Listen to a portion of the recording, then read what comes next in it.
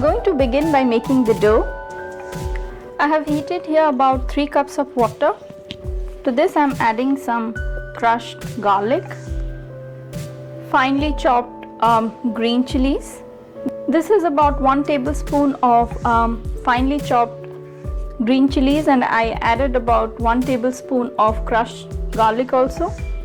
Now goes about a tablespoon of crushed ginger, half a teaspoon of cooking soda or soda bicarbonate, and about a tablespoon of salt. To this I'll be adding the besan. Give it a mix. I'm adding besan little by little, and simultaneously I'm mixing it so that it doesn't form lumps. Do ensure before you add the besan to the water, you sieve it a little so that whatever lumps it has is broken and your besan becomes nice and fluffy, so that it becomes easier for you to mix in. I have kept the heat on medium. It's mixed now. Now the last ingredient that I'm adding here is some poppy seeds. I have added here about 3 tablespoons of poppy seeds. I have taken here 3 cups of besan, and I took about 3 cups of water for 3 cups of besan and 3 tablespoons of poppy seeds. Give it a mix. The dough is ready. The next thing is to knead it. The dough is quite cold now, so I can handle it. I have been kneading it for a while now, so this is quite soft. The next thing is to take some dough. I'm going to roll it with my hand, and I have made it into cylindrical pieces now.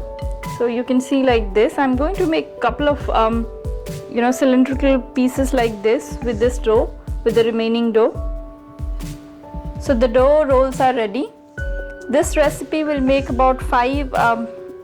If you find the dough sticking to your hand, every now and then you can apply some oil to your hand so that it doesn't stick to your hand.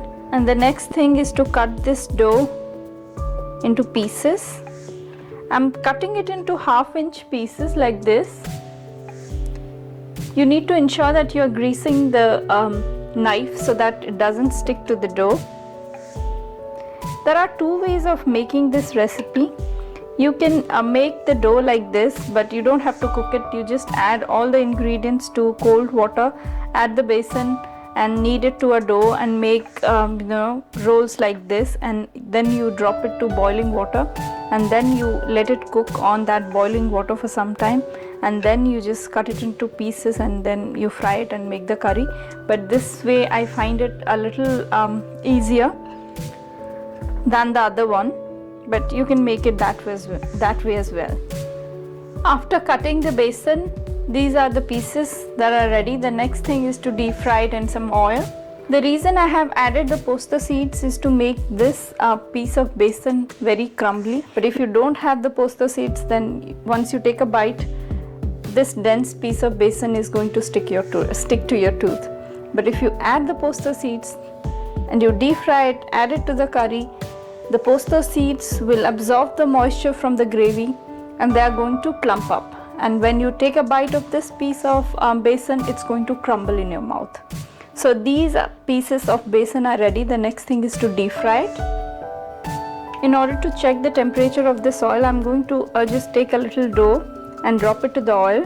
If it starts floating on top, then this oil would be ready to fry. Yes, you can see here the dough has come up and it's floating on top, so this oil is ready to be. So this oil is ready. I'm dropping the besan pieces. Since the dough is already cooked, you don't need to cook it in the hot oil. You just need a nice crust so that it becomes crispy from outside. And I'm going to fry it on medium to high heat. The poppy seeds will give you a nice texture, and then it will help in dealing with that stickiness of besan.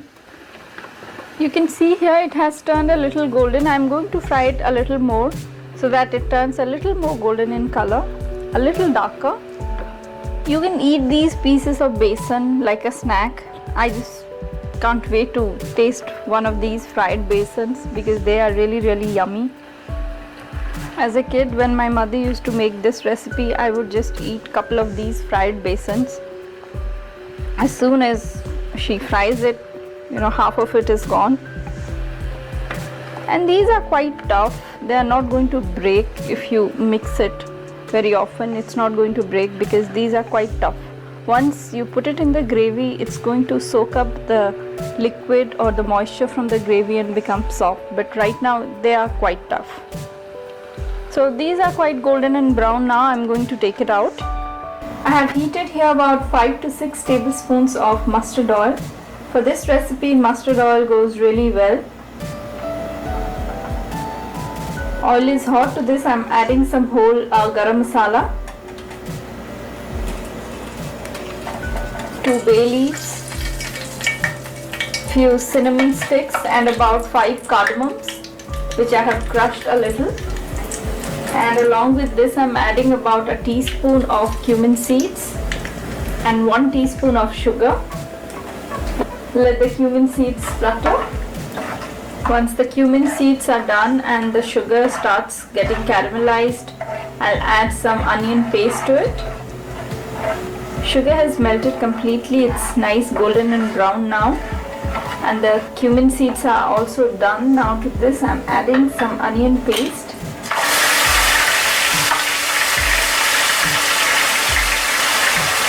I have added here about 5 tablespoons of onion paste and cook the onion paste in the oil for about a minute, and then I'll add the ginger and garlic paste to it. Onion has become a little translucent. Now to this I'm adding some ginger and garlic paste, about a tablespoon of ginger and garlic paste, and I'm going to cook the ginger and garlic till the raw aroma is gone. Ginger and garlic paste is done. I'm not getting any raw aroma of ginger and garlic anymore. To this I'm adding the dry spices now. 1 teaspoon of turmeric powder. I've added 1 tablespoon of coriander seed powder, a teaspoon of cumin seed powder, and finally some red chili powder. This is to your taste since I'm adding Kashmiri red chili powder, so I have added about 2 tablespoons of it. After adding the dry spices, give it a mix. And I'm going to cook this masala for about 2 minutes on medium heat. This masala has a very bright red color to it, and that's because of the Kashmiri red chili powder. I have been cooking this masala for about 2 minutes now. So this is ready. To this I'm adding some water. You need to ensure that you're adding few cups of water because the besan pieces are quite dry, so they will soak up a lot of liquid in the gravy. So ensure that you are adding plenty of water so that the besan pieces soak up the moisture and become nice and tender. I have added here about 4 cups of water, and along with the water I'm adding some salt to season it. So add salt according to your taste and bring the gravy to a boil. Once the gravy comes to a boil, I'll drop in the fried besan pieces. As you can see here, the gravy has come to a boil. To this I'm adding the fried besan pieces.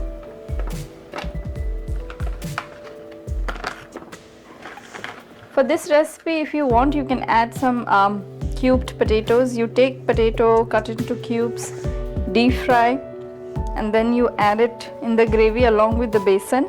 And finally I am adding some garam masala powder, about a tablespoon of garam masala powder. You can see here the gravy has come to a boil now.